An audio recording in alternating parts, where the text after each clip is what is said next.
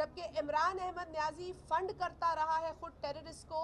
उसकी KP government जो है वो टेररिस्ट की सपोर्ट पे चलती है। आप मुझे बताइए कि आप गवाह नहीं हैं कि दहशतगर्दों ने धमकी दी तो पाकिस्तान पीपल्स पार्टी और उसके कारकुनान को दी, कभी इमरान न्याजी और उसकी जमात को नहीं दी। गो कि हम नहीं चाहते कि दे, लेकिन उनको दे ही नहीं सकते क्योंकि वो उनका हिस्सा है, उसको यहाँ से निकाला गया। तो ये सारी चीज़ें हमारे सामने हैं। जो खुद दहशतगर्दी को प्रमोट करता रहा है वो किसी और पे दहशतगर्दी की बात करे, ये समझ नहीं आती। और इसीलिए हमने ये पिटिशन दायर की है कि अब इमरान अहमद न्याजी, जिसकी ये जो स्टेटमेंट है वो वैसे तो एक्सक्यूजेबल नहीं है, जो पिटिशन भी कहती है, लेकिन उसको इस बात को आकर फेस करना है, उसे माफ़ी मांगनी है उसी फोरम पर, उसी तरीके से जहाँ पर उसने ये गलत इल्ज़ामात लगाए हैं, क्योंकि ये बहुत सीरियस मैटर है और एक ऐसी जमात के लिए सीरियस मैटर है जिसको आज भी दहशतगर्दी का सामना है। कभी ये जरदारी साहब के लिए बंदूक की नोक की बात करता है या बंदूक की नशिस्त की बात करता है, और कभी ये जरदारी साहब के लिए इस तरह के गलत इल्ज़ामात लगाता है जिससे कि जरदारी साहब और उनके ख़ानदान और उनकी जमात के ऊपर ज़्यादा ख़तरात बढ़ जाते हैं। So this is not excusable. और अब इमरान न्याजी को जो भी बात करनी है उसका सबूत लाए या सोच के बात करे।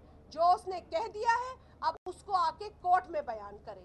वो शख्स जो झूठे केसेस में और फैब्रिकेटेड केसेस के अंदर जेल काट कर आया, और अल्लाह का करम है कि उसके ऊपर कुछ भी साबित नहीं हुआ, उस पर कोई करप्शन केस साबित नहीं हुआ। इमरान अहमद न्याजी ने उस शख्स के ऊपर इस तरह की तहमतें लगाई हैं जिसकी कोई बुनियाद नहीं है। और आज जो पाकिस्तान पीपल्स पार्टी के वकला हैं, आपसे पहले भी बात की गई थी कि हम इस पर कानूनी चारागोई कर रहे हैं। आज जो है वो अदालत से रुजू किया गया है, पिटिशन फाइल की गई है।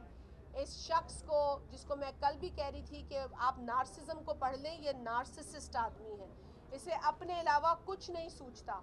इसने झूठे इल्ज़ामात लगाए हैं, बेबुनियाद इल्ज़ामात लगाए हैं, स्कैंडलस बातें की हैं जिसका कोई सर पैर नहीं। लेकिन चूँकि पाकिस्तान पीपल्स पार्टी, उसकी लीडरशिप, उसके कारकुनान दहशतगर्दी का शिकार रहे हैं, लिहाजा ऐसे इल्ज़ामात के बाद हमारे लिए जो थ्रेट्स हैं वो बढ़ जाते हैं। और सदर आसिफ अली जरदारी साहब तो वो शख्स है जो खुद और उनका ख़ानदान दहशतगर्दी का शिकार रहा है, बशमूल हमारे कारकुनान के।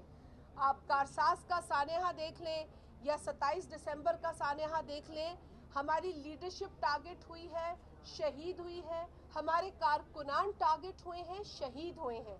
और हम पर दहशतगर्दी का इल्ज़ाम लगाने वाले को 100 दफ़ा सोचना चाहिए कि वो किस पर ये इल्ज़ाम लगा रहा है। ये जो वज़ीर आज़म इस वक्त कुर्सी पे बैठा है, ये कुर्सी से चिपकने के लिए नहीं आया।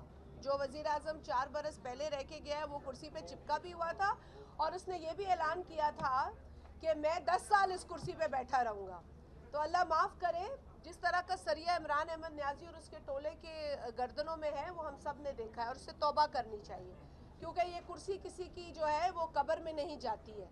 कुर्सी पे आज किसी मजबूरी से ये हुकूमत बैठी है, वरना इस मुल्क के जो आदाद व शुमार थे जब हम हुकूमत में आए थे तो वो बहुत हैरान कुन थे। जितने अरबों खरबों रुपए इमरान अहमद न्याजी ने 4 बरसों में अपनी आशी पे उड़ाए हैं, वो पिछली कई रिकॉर्ड्स को तोड़ देता है। मैं उस एक ऐसे आदमी की बात नहीं करना चाहती जो खुद परस्त है। मैं बात करना चाहती हूँ आज के हालात की, और आज के हालात बिल्कुल तशवीशनाक हैं। महंगाई बिल्कुल है, इससे कोई इनकार नहीं। मैं उन लोगों में नहीं हूँ पिछले लोगों की तरह के इकोनॉमिक इंडिकेटर्स पे बात करें। इकोनॉमिक इंडिकेटर जो है ना वो गरीब के घर का चूल्हा होता है। तो इकोनॉमिक इंडिकेटर यकीनन इस वक्त जो गरीब के घर का चूल्हा है और उसके सौदे का बैग है वो बताता है कि महंगाई है, और ये किसी भी गरीब मुतवसत तबके के फ़र्द के पहुंच से बाहर है, जिसके लिए यकीनन हमें कोशिश करनी है।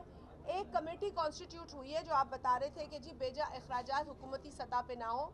एक इस तरह की कमेटी जो है वो कॉन्स्टिट्यूट हुई है किफ़ायत शारी के इक़दामात के लिए, और आइंदा काबीना के अंदर उसकी रिपोर्ट पेश होगी। मैं आपको ये भी यकीन दिलाती हूँ कि जो मैं मीटिंग्स देख रही हूँ और जो मैं इस वक्त का रुझान देख रही हूँ कि जो हुकूमत में बैठे हैं उनकी भी यही तशवीश है जो आपकी है।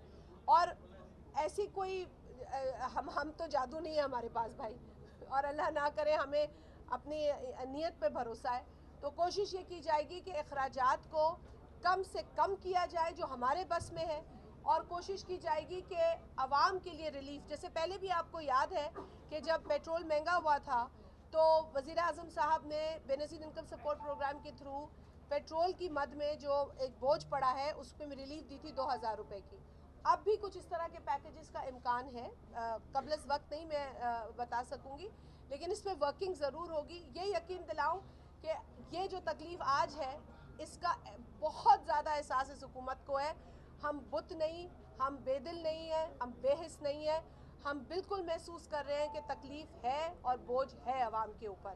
اور میں آپ کی توسط سے ایک بار پھر یہ بات کہوں گی کہ اس وقت ہمیں ضرورت ہے کہ مل کر بیٹھ کر معیشت پر اور اس ملک کے اندر جو ایک انتشار کو پھیلانے کی کوشش کی جا رہی ہے اس پر بات کریں، کیونکہ یہ ملک کسی بھی قسم کے انتشار کا متحمل نہیں ہے۔ جو نمبرز ہیں وہ تشویشناک ہیں، ہمیں سر جوڑ کر اس ملک کی معیشت کو ٹھیک کرنے کے لیے بیٹھنا ہوگا۔ اور جو بیان ملک کا سابق وزیر اعظم اس وقت دے رہا ہے، جو 27 تاریخ کو بھی ایک ویڈیو بیان دیا تھا، میں نے پہلے بھی اس کی مذمت کی ہے، میں آج بھی اس کی مذمت کرتی ہوں، اور بہت ہی میں سمجھتی ہوں کہ ایک حیرت انگیز اور ایک جو ہے وہ مذمت کے لائق اس نے بات کی ہے، جو ملک کے سابق صدر آصف علی زرداری صاحب کے حوالے سے کی گئی ہے۔ وہ صدر جو کہ جب صدر تھا پاکستان کا تو اس نے بڑے بڑے منصوبے پاکستان کے لیے شروع کیے، جس میں ایک سی پیک کا منصوبہ بھی تھا، اور وہ منصوبہ دنیا کے اندر جس کی آج جو ہے وہ پذیرائی بھی ہوتی ہے اور کچھ لوگوں کو تکلیف بھی ہوتی ہے، لیکن پاکستان کے لیے سی پیک کا جو کوریڈور ہے اس کا منصوبہ صدر آصف علی زرداری صاحب کی بدولت پاکستان میں شروع ہوا۔ ملک کے اندر جمہوریت کو مضبوط کیا، ملک کے اندر آئین کو بحال کیا، 18ویں ترمیم ہو، 19ویں ترمیم ہو اور دیگر کانسٹیٹیوشنل امینڈمنٹس ہوں، وہ صدر آصف علی زرداری صاحب کی وجہ سے ممکن ہو سکی۔ وہ ہسٹری میں ایک ایسا صدر ہے جس نے اپنی جتنی بھی پاورز تھیں، جو کہ مشرف نے بطور ایک سابق صدر، ایک سابق جنرل ڈکٹیٹر نے اس نے اپنے لیے رکھ لی تھی، انہوں نے 18ویں ترمیم کے ذریعے وہ تمام تر پاورز پارلیمنٹ آف پاکستان کو واپس کی۔